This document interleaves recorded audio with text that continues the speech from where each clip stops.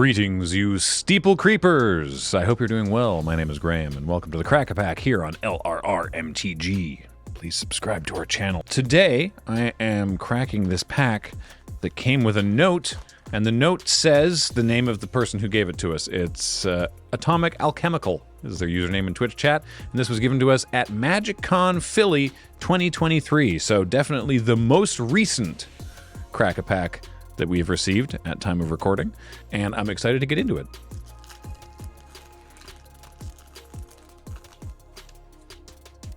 In fact, you might say, I have a zeal to get into it. An arrester's zeal. Why was that? That's not a good segue. It's a single white mana for an instant. Target creature gets +2/+2 until end of turn.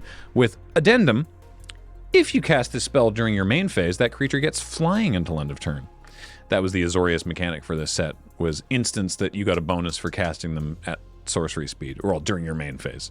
So, cool. Slimebind is next. It's 1 and a blue for a creature aura with flash, and the enchanted creature gets -4/-0. It doesn't sound exciting, Slimebind, but when you were in the Gates deck, you just needed to stop getting punched so hard so that you could build up your gates and get your Gatekeeper Colossus out there and, you know, do the stuff. So Slimebind actually had a lot of utility in the set, despite seeming kind of unexciting. Savage Smash was a real good fight card. It's a sorcery, but bear with me.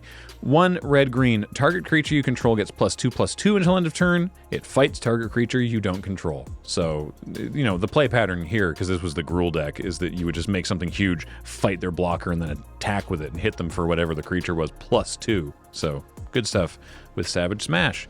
This was a cool format now that I'm remembering it. Vizkopa Vampire is 2 and an Orzhov hybrid mana for a 3/1 with lifelink, and that was another good way to keep yourself alive long enough to get your Gates deck online.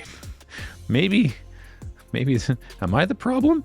I'm evaluating these cards based on their utility in the Gates deck.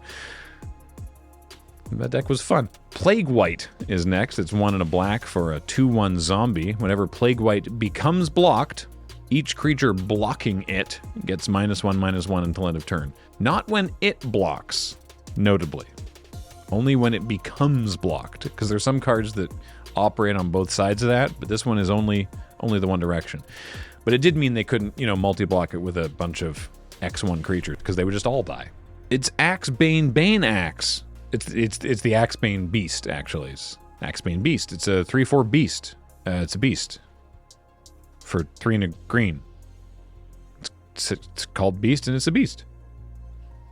Imagine a gigantic pine cone that's extremely territorial and always in a foul mood, says Zoshmir Urban Hunt Master. Cool.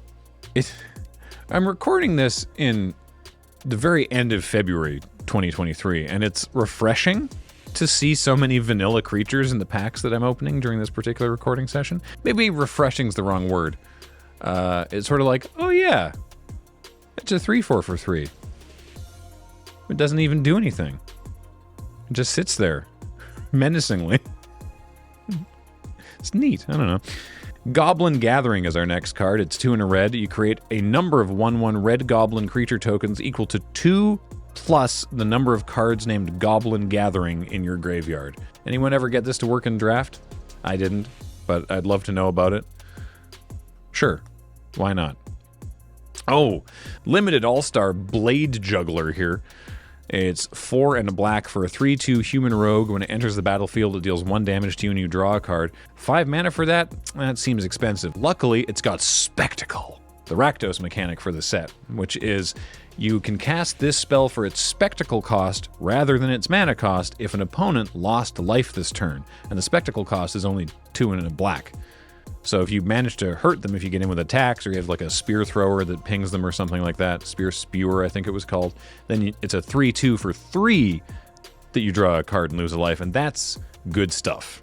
Next we have Justicier's Portal, a card I never really knew exactly how to use. 1 and a white for an instant. Exile target creature you control, then return that card to the battlefield under its owner's control.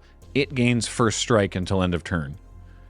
So, like, I guess your best case scenario is they attack with something and you get to flicker a creature you control that has enter the battlefield effect that is of benefit to you, and then also that creature gets first strike and you just get to eat their creature.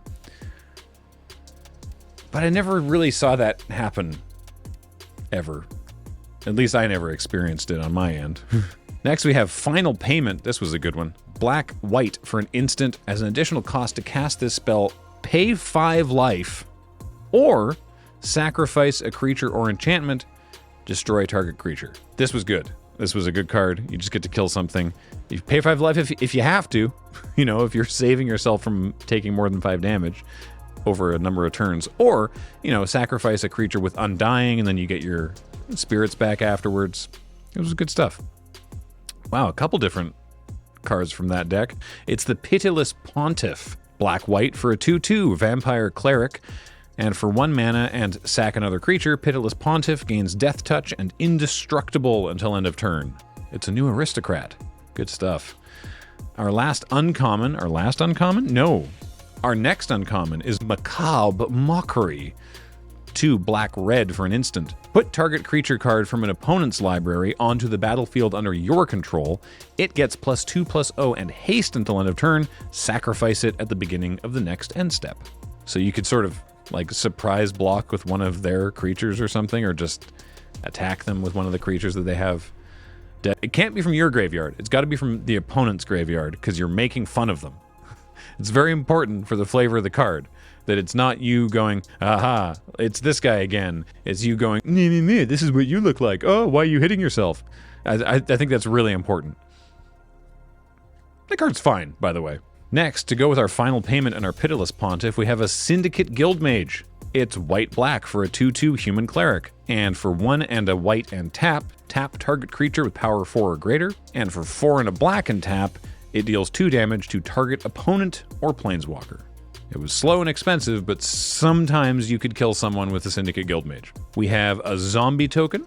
Our land is a Rakdos Guildgate. Enters tapped, taps for red or black. And our rare, oh, is this an Orzhov pack or a Rakdos pack? Our rare is Judith, the Scourge Diva. 1 black-red for a 2/2 Human Shaman. That's how you pronounce those words, right? Right? Human Shaman? Right? Human Shaman? Human Shaman? Is there a gas leak? Other humans, creatures, slow down, Graham. Other creatures you control get +1/+0. Whenever a non-token creature you control dies, Judith the Scourge Diva deals 1 damage to any target. Any target at all. What a cool pack. I would be excited to open this pack in a Ravnica Allegiance draft. Not for the value proposition. The pack is worth $4.15. With how much of that's Judith, actually? 35 cents. Well, guess what? She's my first pick anyway. Sitting down for a draft, pack one, pick one. Yeah, I would take Judith for sure. You know, you're passing a bunch of cool Orzhov stuff, but maybe you wheel Blade Juggler. Maybe, probably not, but maybe. You probably wheel Plague White at least. Actually, you probably wheel Macabre Mockery because no one else wants Macabre Mockery. And, you know, yeah, I'd probably take that with Judith. Why not? Sure. That sounds great. You know what else is great? You and your support of our Patreon at patreon.com/loadingreadyrun. It supports not only this show, but everything we do here at Loading Ready Run. Beyond even this magical channel. Maybe you only care about the magic stuff. That's fine. That's fine.